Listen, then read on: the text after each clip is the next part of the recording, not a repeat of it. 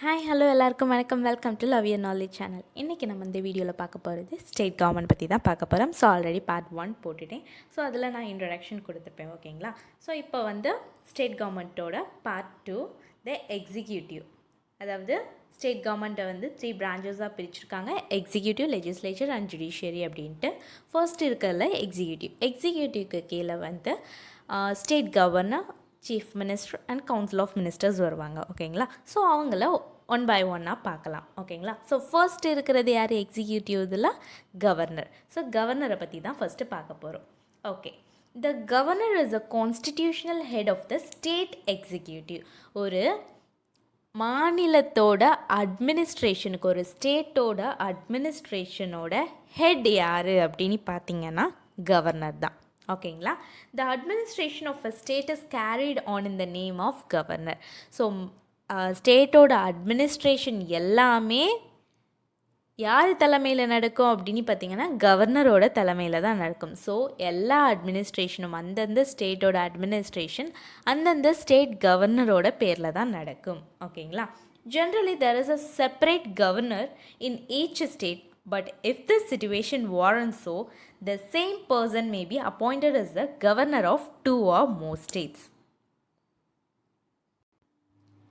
So ஒவ்வொரு ஸ்டேட்டுக்கும் தனித்தனியாக governor வந்து அப்பாயிண்ட் பண்ணுவாங்க. அதாவது இப்போ 28 ஸ்டேட்ஸ் இருக்குது இல்லையா நம்ம இந்தியாவில். ஸோ இப்போ தமிழ்நாடுக்கு ஒரு கவர்னர்னால் கேரளாவுக்கு ஒரு கவர்னர், அண்ட் ஆந்திராவுக்கு ஒரு கவர்னர், கர்நாடகாவுக்கு ஒரு கவர்னர். இந்த மாதிரி 28 ஸ்டேட்ஸுக்கும் யூனியன் டெரிட்டரிஸ்க்கும் தனித்தனியான கவர்னரை தான் அப்பாயிண்ட் பண்ணுறாங்க.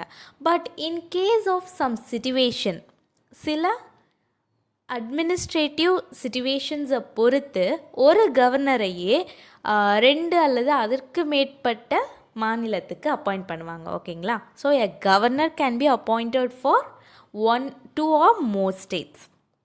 ஓகே, ஸோ நெக்ஸ்ட் ஆர்டிக்கல் 154 என்ன? அதாவது நம்ம கவர்னர், ஸ்டேட் கவர்மெண்ட்டோட ஆர்டிக்கல் என்னன்னு நம்ம பார்த்துருப்போம் இல்லையா, இன்ட்ரடக்ஷன்லேயே நம்ம பார்த்துருப்போம். ஆர்டிக்கல் 152லேருந்து 237 வரைக்கும் ஸ்டேட் கவர்மெண்ட் பற்றினது தான். ஸோ அதில் வந்து கவர்னரை பற்றி இருக்கிறது ஆர்டிக்கல் 154. ஸோ ஒவ்வொரு ஆர்டிக்கலாக வரும், பார்க்கலாம். ஸோ ஆர்டிக்கல் 154ல் என்ன சொல்லியிருப்பாங்க அப்படின்னு பார்த்தீங்கன்னா, executive power of the governor. அதாவது ஒரு ஸ்டேட்டோட எக்ஸிக்யூட்டிவ் பவர் வந்து கவர்னர் கிட்ட தான் இருக்குது. ஆல்ரெடி நம்ம கவர்னரை பற்றி படிக்கும்போது சொல்லிட்டோம் இல்லையா இன்ட்ரொடக்ஷனில். பட் அந்த ஒரு சென்டென்ஸ், அந்த ஒரு ஸ்டேட்மெண்ட் வந்து எந்த ஆர்டிக்கலில் கொடுத்துருக்காங்க அப்படின்னு பார்த்தீங்கன்னா ஆர்டிக்கல் 154, ஓகேங்களா. அடுத்த ஆர்டிக்கல் பாருங்கள், ஆர்டிக்கல் 154(1)ல் என்ன சொல்லியிருப்பாங்க அப்படின்னு பார்த்தீங்கன்னா, it holds that the executive power of the state shall be vested in the governor and shall be exercised by him either directly or through officers subordinate to him in accordance with this constitution. So ஒரு ஸ்டேட்டில் உள்ள administrative செயல் எல்லாமே வந்து article 154 படி governor கையில் இருக்குது, அவர்கிட்ட தான் ஃபுல் பவர் இருக்குது அப்படின்னு, அந்த எக்ஸிக்யூட்டிவ்க்கான பவர் இருக்குது அப்படின்னு சொல்லிட்டோம். ஸோ அதே ஆர்டிக்கலில் சப்டிவிஷன் 1ல் என்ன சொல்லியிருக்காங்க அப்படின்னு பார்த்தீங்கன்னா, நாங்கள் வந்து கவர்னருக்கு ஃபுல் எக்ஸிக்யூட்டிவ் பவர்ஸ் கொடுத்தாலுமே, அந்த ஸ்டேட்டுக்கான பவர் கொடுத்தாலுமே அவர் வந்து டைரெக்டாகவும் அதை செயல்படுத்தலாம். பட் அவருக்கு கீழே இருக்கக்கூடிய அந்த அவரோட சபார்டினேட்ஸ் இருப்பாங்க இல்லையா, அவங்க மூலமாகவும் செயல்படுத்தலாம் அப்படின்னு சொல்லியிருக்கு, ஓகேங்களா. அடுத்து இவரோட அப்பாயின்மெண்ட் பற்றி பார்க்கலாம். The governor of a state shall be appointed by the president. So governor, ஒரு ஸ்டேட்டுக்கான கவர்னர் யார் அப்பாயிண்ட் பண்ணுறா அப்படின்னு பார்த்தீங்கன்னா பிரசிடெண்ட் தான் அப்பாயிண்ட் பண்ணுறாரு. His usual term of office is 5 years, ஓகேங்களா. ஸோ அவரோட டேர்ம் எவ்வளோ அப்படின்னு பார்த்தீங்கன்னா 5 years. பட் ஸோ ஒரு பாயிண்ட் அதில் வச்சுருக்காங்க, he holds office during the pleasure of the president. Actually கவர்னரோட டேர்ம் 5 years, பட் அதுக்கு மேலே கவர்னராக அவரே கண்டினியூ பண்ணணும் அப்படிங்கிறத யார் டிசைட் பண்ணுவான்னா பிரசிடெண்ட் தான் டிசைட் பண்ணுவாங்க, ஓகேங்களா. அடுத்து generally the governor does not belong to the state where his appointed. So ரொம்ப ரொம்ப இம்பார்ட்டன்ட். அதாவது கவர்னர் வந்து எந்த ஸ்டேட்டில் உள்ளவரோ அந்த ஸ்டேட்டுக்கே அவரை கவர்னராக அப்பாயிண்ட் பண்ண மாட்டாங்க. ஃபார் எக்ஸாம்பிள் நம்ம தமிழிசை சவுந்தரராஜன் அவர்களை எடுத்துக்கலாம். ஸோ அவங்க வந்து தமிழ்நாடு தான் அவங்களோட ஸ்டேட் இல்லையா, ஓன் ஸ்டேட் வந்து தமிழ்நாடு. பட் அவங்கள எங்கே கவர்னரை அப்பாயிண்ட் பண்ணியிருக்காங்க அப்படின்னு பார்த்தீங்கன்னா தெலுங்கானா ஸ்டேட்டுக்கு. ஸோ ஒரு ஸ்டேட்டு வந்து இப்போ என்னோடய ஸ்டேட் வந்து தமிழ்நாடு அப்படின்னா கண்டிப்பாக வந்து என்ன தமிழ்நாடோட கவர்னராக அப்பாயிண்ட் பண்ண மாட்டாங்க. ஓகேங்களா? அவங்க ஸ்டேட்லேயே அவங்களுக்கு பொசிஷன் கொடுக்க மாட்டாங்க, போஸ்டிங் கொடுக்க மாட்டாங்க. அடுத்து பார்த்திங்கன்னா he can also be transferred from one state to another by the president. Suppose அங்கே கவர்னர் அப்பாயிண்ட் பண்ணியிருக்காங்க இல்லையா, அங்கேருந்து ட்ரான்ஸ்ஃபர் பண்ணணும், வேறு ஸ்டேட்டுக்கு ட்ரான்ஸ்ஃபர் பண்ணணுன்னாலும் பண்ணலாம். பட் பிரசிடெண்ட் தான் அதை பண்ண முடியும். he can also resign any time by addressing his resignations to the president. So அவரோட டேர்ம் முடிகிறதுக்கு முன்னாடியும் அவர் வந்து ரிசைன் பண்ணிக்கலாம். பட் யாருக்கிட்ட அவரோட ரெசிக்னேஷன் கொடுக்கணும் அப்படின்னு பார்த்தீங்கன்னா பிரசிடெண்ட் கிட்ட கொடுக்கணும். The legislature of a state or a high court has no role in the removal of a governor. So நம்ம கவர்னரை ரிமூவ் பண்ணணும் அப்படிங்கிற பட்சத்தில் ஸ்டேட் லெஜிஸ்லேச்சரோ இல்லை ஹைகோர்ட்டோ கண்டிப்பாக இதில் அவங்களுக்கு எந்த பங்கும் இல்லை கவர்னரை ரிமூவ் பண்ணுறதுல. ஓகேவா? A person may be appointed as a governor for any number of terms. So அவரோட டேர்ம் வந்து 5 years அப்படின்னு சொல்லியிருக்கும். அந்த டேர்ம் 5 years முடிஞ்சதும் மறுபடியும் அவரையே கவர்னராக கூட கொண்டு வரலாம்.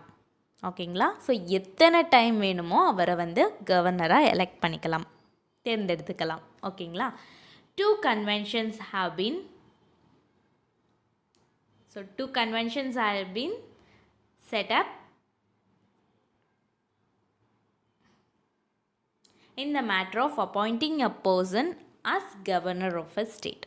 ஸோ ஒரு பர்சனை கவர்னர் ஆஃப் ஸ்டேட்டில் அப்பாயிண்ட் பண்ணணும் அப்படின்னா 2 கன்வென்ஷன்ஸ் இருக்குது, அதாவது 2 மரபுகள் இருக்குது.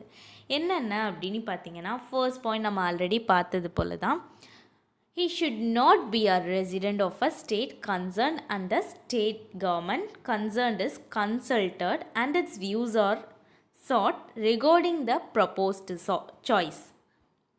ஸோ ஃபர்ஸ்ட் என்ன சொல்லியிருக்காங்க அப்படின்னு பார்த்தீங்கன்னா, he should not be a resident of the state concerned. அவர் வந்து எந்த ஸ்டேட்டுக்கு அப்பாயிண்ட் பண்ண போகிறாங்களோ அந்த ஸ்டேட்லேயே அவருக்கு ரெசிடெண்ட் இருக்கக்கூடாது. ஓகேங்களா? அவங்களோட ரெசிடென்ஸ் வந்து அந்த ஸ்டேட்லேயே இருக்கக்கூடாது. அப்படி அந்த ஸ்டேட்டில் இருந்துன்னா அந்த பர்சனை வந்து அந்த ஸ்டேட்டுக்கான கவர்னராக அப்பாயிண்ட் பண்ண முடியாது. ஆல்ரெடி நம்ம சொன்னது போல தான், வேறு ஸ்டேட்டுக்கு தான் வந்து அந்த பர்சனை அப்பாயிண்ட் பண்ண முடியும், அவரோட ஓன் ஸ்டேட்டுக்கே கண்டிப்பாக அப்பாயிண்ட் பண்ண முடியாது. அடுத்த பாயிண்ட் என்ன அப்படின்னு பார்த்தீங்கன்னா, state government concerned is consulted and its views are sought regarding the proposed choice. அதாவது ஸ்டேட் கவர்மெண்ட் ஒரு கண்டிப்பாக நம்ம பார்த்துட்டோம், ஃபஸ்ட்டே கவர்னரை அப்பாயிண்ட் பண்ணுறது பிரசிடெண்ட் தான், தட் இஸ் சென்ட்ரல் கவர்மெண்ட் தான் அப்பாயிண்ட் பண்ணுறாங்க. பட் அவங்க சென்ட்ரல் கவர்மெண்ட் வந்து தேர்ந்தெடுக்கும் பட்சத்திலும் ஸ்டேட் கவர்மெண்ட்டையும் அவங்க வந்து கன்சல்ட் பண்ணி தான் கவர்னரை தேர்ந்தெடுக்கிறாங்க. எல்லா ஸ்டேட் கவர்மெண்ட்ஸ்டையும் கிடையாது, பர்டிகுலர் ஸ்டேட் கவர்மெண்ட்டை, அதாவது எந்த ஸ்டேட்டில் அப்பாயிண்ட் பண்ண போகிறோமோ அந்த ஸ்டேட் கவர்மெண்ட்டை கன்சல்ட் பண்ணி தான் வந்து கவர்னரை அப்பாயிண்ட் பண்ணுவாங்க. ஓகேவா? அடுத்த ஆர்டிக்கல் 158(3)(a) என்ன சொல்லியிருக்குன்னு பார்க்கலாம். Where the same person is appointed as governor of 2 or more states, the emoluments and allowance payable to the governor shall be allocated among the states in such proportion as the president may by order determine. அதாவது article 158(3)(a. ஓகேங்களா? நல்லா ஞாபகம் வச்சுக்கோங்க. இந்த ஆர்டிக்கிளில் என்ன சொல்ல வராங்க அப்படின்னு பார்த்தீங்கன்னா, கவர்னரை வந்து 2 அல்லது அதுக்கு மேற்பட்ட ஸ்டேட்டில் கவர்னரை அப்பாயிண்ட் பண்ணலான்னு சொல்லிட்டாங்க. பட் இப்போது வந்து அலோவன்ஸ் அண்ட் எமலுமெண்ட்ஸ் எப்படி கொடுக்குறது, அவங்களுக்கான சேலரி அலோவன்ஸ் எல்லாம் எந்த மாதிரி கொடுக்குது அப்படிங்கிறத பிரசிடெண்ட்டோட ஆர்டர் படி அந்தந்த ஸ்டேட் சம் ப்ரொப்போர்ஷன்ஸாக பிரிச்சுருவாங்க. இவ்வளோ பங்கு நாங்கள், இவ்வளோ பங்கு நீங்கள் அப்படின்ட்டு ஸ்டேட் கவர்மெண்ட் பிரித்து பிரசிடெண்ட்டோட ஆர்டர் படி கவர்னருக்கு கொடுப்பாங்க. ஓகேங்களா? அதோட வந்து நமக்கு கவர்னரோட அப்பாயின்மெண்ட் நம்ம படிச்சிட்டோம். அடுத்து என்னன்னு பார்த்தீங்கன்னா அவங்களோட குவாலிஃபிகேஷன். ஒரு கவர்னராக தேர்ந்தெடுக்கணும் அப்படின்னா அவங்களுக்கான குவாலிஃபிகேஷன்ஸ் என்ன இருக்கணும் பார்க்கலாம். Article 157 and Article 158 of the Constitution of India specify eligibility requirements for the post of governor. So 157லேயும் 158லேயும் ஒரு கவர்னராக வரணுன்னா அவங்களுக்கான எலிஜிபிலிட்டியை சொல்லியிருக்காங்க. என்னென்ன அப்படின்னு பார்த்தோன்னா, ஃபர்ஸ்ட் பாயிண்ட் நம்ம ஆல்ரெடி சென்ட்ரல் கவர்மெண்ட் டாப்பிக்கில் பார்த்துருக்கோம். He should be a citizen of India, இந்தியாவோட குடிமகனாக இருக்கணும். Second point, he must have completed 35 years of age. So இதில் வந்து நீங்கள் பிரசிடெண்ட், கவர்னர், ப்ரைம் மினிஸ்டர் எல்லாத்தையுமே நீங்கள் படிக்க போகிறீங்க. ஸோ 30 years 35 years அப்படிங்கிறத கன்ஃபியூஸ் பண்ணிக்காதீங்க. ஓகேங்களா? ஸோ பிரசிடெண்ட் வந்து பிரசிடெண்ட்டாக ஆகணும், கவர்னராக ஆகணும் அப்படின்னா 35 years கம்ப்ளீட் ஆகிருக்கணும். ஸோ இப்போ பிரசிடெண்ட்டோட எலிஜிபிலிட்டி என்னன்னு தெரியுமா? ஸோ இதே இதுதான் 35 years கம்ப்ளீட் ஆகிருக்கணும். ஓகேங்களா? அடுத்து என்னன்னு பார்த்தீங்கன்னா, he should not be a member of parliament or of any state legislature. If he is a member of any of legislature, he automatically vacates his seat on assuming the office. அதாவது இவர் வந்து ஒரு கவர்னராக ஒரு person appoint பண்ணணும் அப்படின்னா அவர் வந்து பார்லிமெண்ட்லேயோ இல்லை எந்த ஒரு ஸ்டேட் லெஜிஸ்லேச்சர்லேயோ மெம்பர்ஷிப் இருக்கக்கூடாது. ஒரு மெம்பராக இவர் இருக்கக்கூடாது. சப்போஸ் அவர் இருந்தார் அப்படின்னா when he was appointed as a governor, எப்போ அவர் வந்து கவர்னராக அப்பாயிண்ட் பண்ணுறாங்களோ ஆட்டோமேட்டிக்கலி அந்த சீட்ஸ் வந்து வெக்கேட் ஆகிடும். அதாவது அவரோட மெம்பர்ஷிப் சீட் வந்து வெக்கேட் ஆகிடும். ஓகேங்களா? அடுத்த point, he should not hold any other profitable occupation. So வேறு லாபம் தர்றது போல் எந்த ஒரு தொழிலையும் அவர் செய்யக்கூடாது. This are the eligibility. அடுத்து இதில் கொடுத்துருக்கிறது என்ன அப்படின்னு பார்த்தீங்கன்னா, powers and functions of the governor. இதை வந்து நம்ம நெக்ஸ்ட் வீடியோவில் பார்க்கலாம். Until then bye. இந்த வீடியோ உங்களுக்கு பிடிச்சிருந்துன்னா லைக் பண்ணுங்கள், ஷேர் பண்ணுங்கள், கமெண்ட் பண்ணுங்கள். அண்ட் இது வரைக்கும் இந்த சேனலை சப்ஸ்கிரைப் பண்ணலைன்னா சப்ஸ்கிரைப் பண்ண மறந்துடாதீங்க. தேங்க்யூ.